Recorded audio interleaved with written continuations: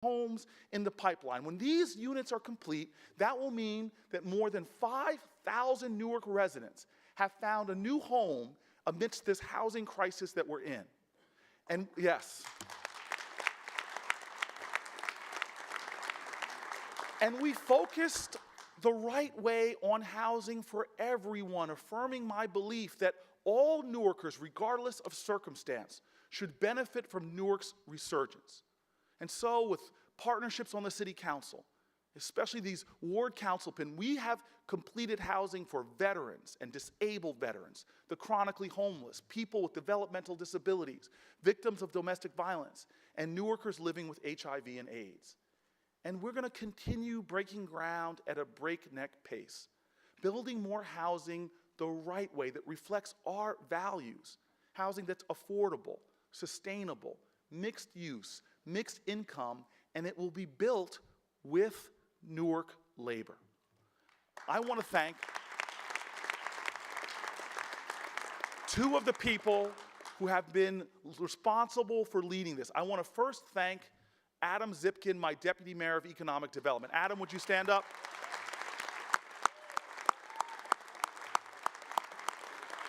And I want to thank somebody else who labors in an office, who doesn't get out, who's not been a public face, but he is a genius when it comes to housing production. I would like to thank Mike Meyer as well, head of our housing department. Where's Mike?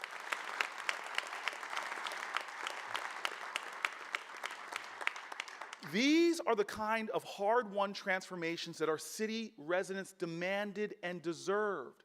But even tougher management and oversight and a massive restructuring of authorities and agencies would not get us past a decades-in-the-making budget problem.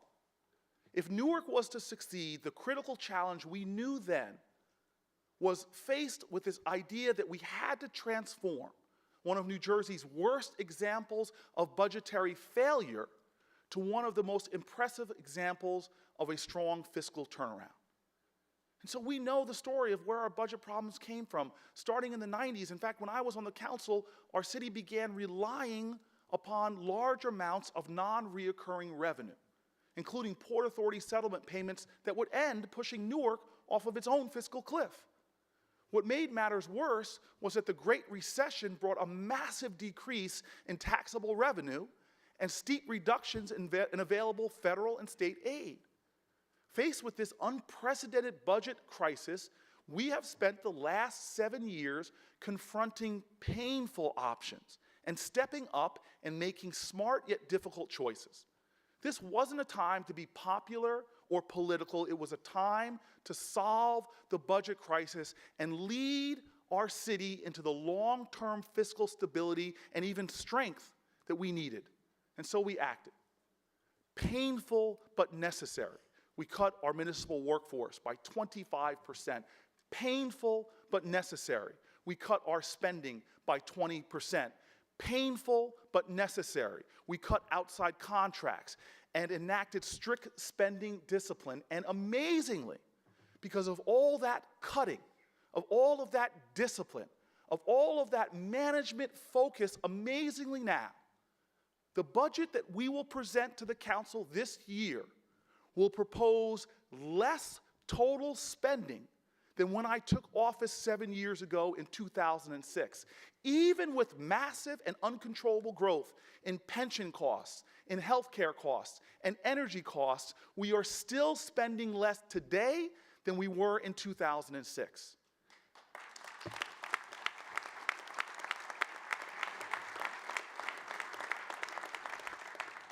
And while we cut, we also brought efficiencies to revenue collection. In fact, we have improved our collection rate of our municipal taxes to the highest level in 2 decades. We have increased our payroll tax, our parking tax, and our hotel tax from $52 million in 2006 to $75 million today. And we are not only collecting better, but more importantly, we are also growing our tax base. Ladies and gentlemen, Newark has actually turned the tide. A massive change, a transformation has happened.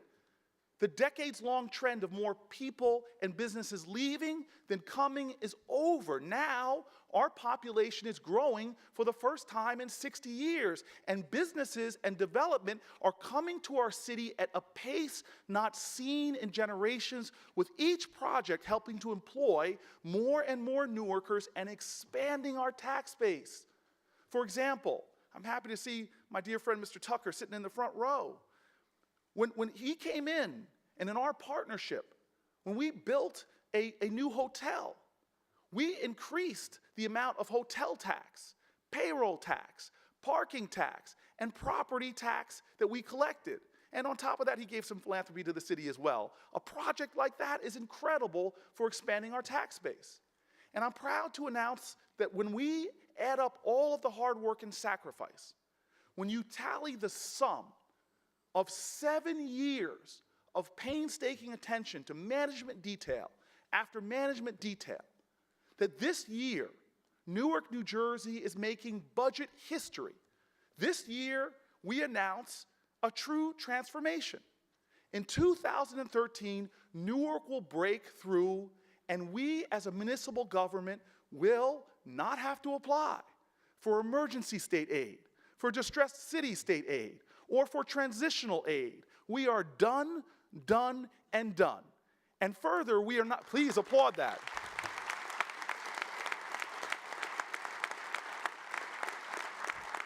And further, we're not going to have to rely on one-timers from the Port Authority. We are not going to rely on creative gimmicks that kick the problem down the road or rob Peter to pay Paul. In fact, we have taken our city from at one point being reliant at a shockingly high 20% of one-timers, 20% of quick gimmicks and one-time fixes from a budget back in 2005 and 2006, to this year taking that number almost down to the floor, that we are now relying only on 4% of our budget for one-time sources of income. After years dating back to the 90s, I am proud to stand here as mayor of the largest city in New Jersey and declare this to be Newark's year of budgetary independence. Our budget is now strong. Our budget is now balanced. And our revenues are growing and our tax base is increasing thanks to our discipline, furious frugality, and innovative management. We now have the ability, after all the cutting, to invest again in our critical priorities, like our kids, our families, like our public safety. This has been a leadership example, and I want to thank every single leader on our team who helped over the 7 years to take us from distressed crisis to blessed abundance. I want to particularly thank a few people who should be taking a bow for their hard work. I first want to thank Julian Niels one more time. He has been an incredible BA. Julian, would you stand up, please?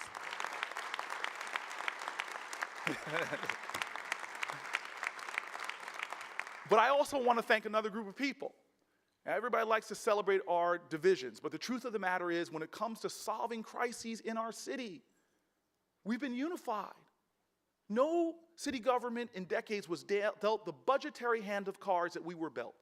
As I said before, there were no good decisions.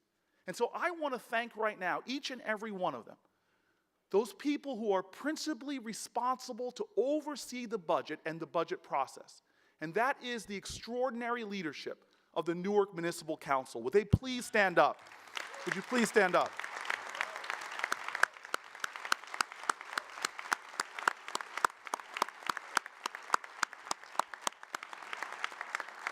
And so this is what makes me proud tonight.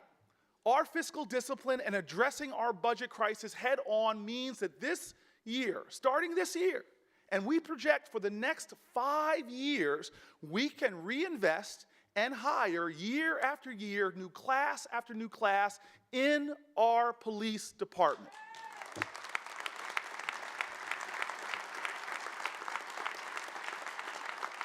Look, in New Jersey, dozens and dozens of cities and towns have laid off and reduced their numbers of police officers. I'm proud that we can actually reverse that trend. We can rehire. But before I give those details, I want to be very clear with everyone in our community. Crime is a symptom of a problem. It is not the problem itself. More police can and will reduce crime, but ultimately, we cannot arrest our way out of this problem.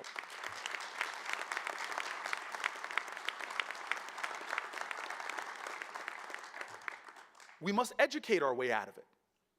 This is why we have pushed so hard for new and improved schools all over the city. This is why we have worked so hard with Teachers Union President Joe Del Grasso, Superintendent Cami Anderson, and others to get the most advanced teachers contract in our country right here in Newark, New Jersey. This is why I went out and raised the money to expand charter schools here in Newark, to extend school days for our Newark public schools, and support a teacher innovation fund for all of Newark's public school teachers. This is why we work so hard to bring a program like My Very Own Library that will, by the end of this year, listen to this, put hundreds of thousands of books into the new home libraries of nearly half of our district grade school youth. You want to fight crime? Read to a child. You want to fight crime? You want to fight crime? Support your local public school. You want to fight crime? Volunteer at an after-school program, because we cannot arrest our way out of this problem. We must work our way out of it with growing job opportunities for our residents. This is why we have worked so hard to usher in this period of unprecedented economic growth in our city. This is why we have fought so hard to create apprenticeship programs in partnership with the unions in our city, getting hundreds of our youth into careers in construction. This is why we are the first administration to enforce the first source hiring provisions to ensure that companies that build and grow here also hire our residents for the new jobs created. This is why we continue to expand job opportunities for ex-offenders. We can't turn our backs on them. And I'm proud that, in fact, this is the first year, for the first 1,000 Newark residents who have gone through our city's reentry program. We have cut the recidivism rate for those people by 40%. When it comes to crime, we cannot arrest our way out of the problem. We must love our way out. This is why I've raised millions of dollars for mentoring programs in our city. If you want to lower crime, don't talk about it, mentor a child. This is why we created the state's first youth court, because just throwing kids in jail doesn't solve the problem, it makes it worse.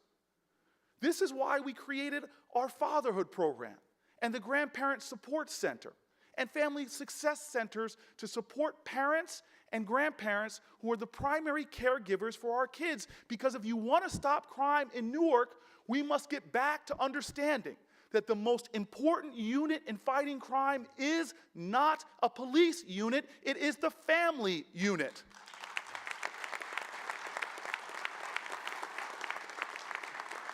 And we can't just say that.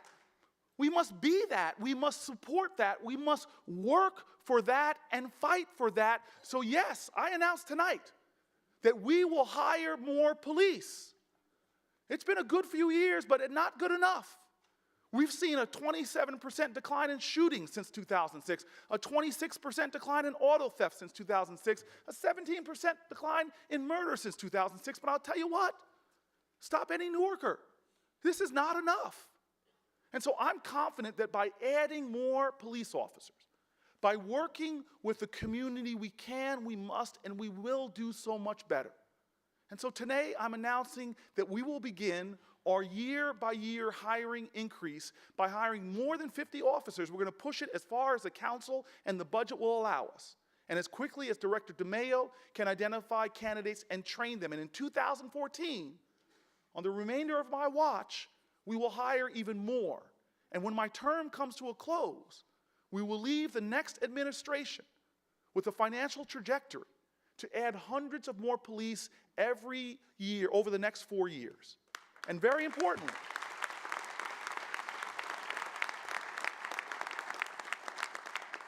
very importantly, we will double down on our efforts to improve police-community relations and crack down on those few officers, those few bad officers who tarnish the good names of the many. I want to commend Police Director Sammy DeMeo and Police Chief Sheila Coley. Not only did they help to lead us through 2012 with overall crime down yet again, but they were doing it with fewer officers than their predecessors had. And where they really stepped up, in my opinion, was on issues of police accountability. What a dramatic change they made in 2012. New processes have been established by their leadership to investigate police demeanor, and there is an increase in sustained complaints against police. Surprise, surprise. The improvements have been made also in police oversight and training. But I'll tell you, if you talk to Police Director DeMeo and Chief Coley, they know that there is still so much more work to do on police accountability. Our department must and will do more to gain the trust of the community. Yes. So it's my hope that the Federal Department of Justice will soon come into Newark and assist us in developing even greater capacity to raise the level of police conduct. Their support and oversight can be invaluable in helping us to modernize our police accountability systems. But for now, I'm not going to wait for the DOJ. We will continue the progress made by our police leadership by pressing forward with reforms and accountability of officers. To this extent, I recently asked the Municipal Council's presiding officer, Anibal Ramos, to have the City Council join with me to study and form Newark's first civilian police review board.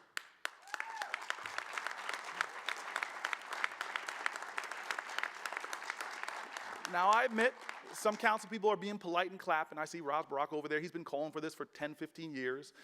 Same with Ron Rice. I'm happy that my administration is catching up with some of these foresight and forward-thinking council people. It's time. It's time. It's my vision that we can create a citizen-led police oversight panel that will help us to make Newark now the model in the country for police community trust and respect. Make it a model for cooperation. Make it a model for partnering with the community, and ultimately, with the help of the community, we will become a model in America for public safety. At this point, I want to thank a few people, and two of them are extraordinary, and I want them to stand up. You all don't know how lucky we are to have first African-American female police director of this department, police chief of this department. Would Sheila Coley please stand up and so I can say thank you.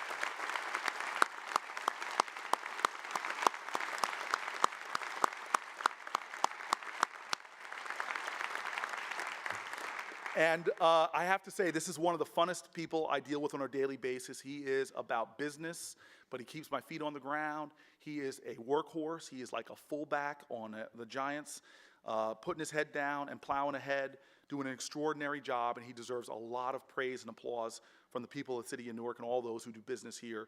Our police director, would you please stand up, Mr. DeMeo?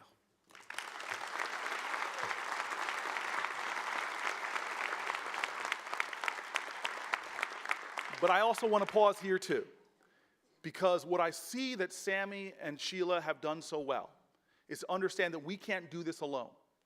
Just last month, after some complaints when people were snatching cell phones on our college campuses, they held a summit meeting with law enforcement from every college and university in the region, further deepening our partnerships. And again, that spike has now gone down. But not just that, not just NJ Transit and others, they partner with people on the federal level, our federal agencies. I need to thank them today, from FBI to the marshals, to so many people on the federal level are in our city partnering. And the state as well, I thank the governor for our partnership with the state police who are doing operations in our city. But also right now, probably the most intimate partnership we have in fighting crime is with our county leaders. And I just want to single out 3 of them that I'm together with often, most recently on a massive gun buyback program. And the first person